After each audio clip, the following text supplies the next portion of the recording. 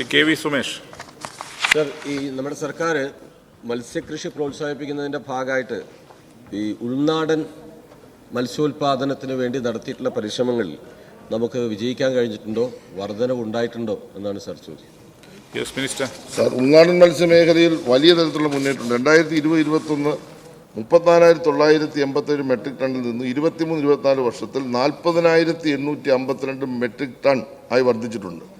പരമ്പരാഗത കൃഷി രീതികൾ ഒതുങ്ങി നിന്ന മത്സ്യകൃഷി മേഖലയിൽ നിന്ന് നൂതന കൃഷി രീതികളായ ബയോഫ്ലോക്, റീസർക്കുലേറ്ററി അക്വാകൾച്ചർ സിസ്റ്റം, കൂട്ടിലെ മത്സ്യകൃഷി എന്നിവയിലേക്ക് ചൂടുമാറ്റുന്നതിനും കാർപ്പ്, കാരച്ചെമ്മീൻ എന്നീ പരമ്പരാഗത ഇനങ്ങളോടൊപ്പം മനാമി ചെമ്മീൻ, കരിമീൻ, പൂമീൻ, തിരുത, ആസാം വാള, നൈൽ തിലോപ്പിയ, കാളാഞ്ചി, ഒമ്പാനോ, നാരൻ ചെമ്മീൻ, ഞണ്ട് തുടങ്ങിയ വൈവിധ്യമാർന്ന ഇനങ്ങളെ ഉൾപ്പെടുത്താനും കഴിഞ്ഞതിലൂടെയാണ് വലിയ പുരോഗതി ഉൾനാടൻ മത്സ്യമേഖല വെച്ചിട്ടുണ്ട്. സാർ, ഈ വർഷം ഞാൻ അഭിമാനത്തോടെ 100 കോടിയിൽ പരം രൂപ ഉൾനാടൻ മത്സ്യകൃഷിക്ക് വേണ്ടി ഈ ബഡ്ജറ്റിൽ സംസ്ഥാന ഗവൺമെൻറ് മാറ്റിവെച്ചിട്ടുണ്ട്.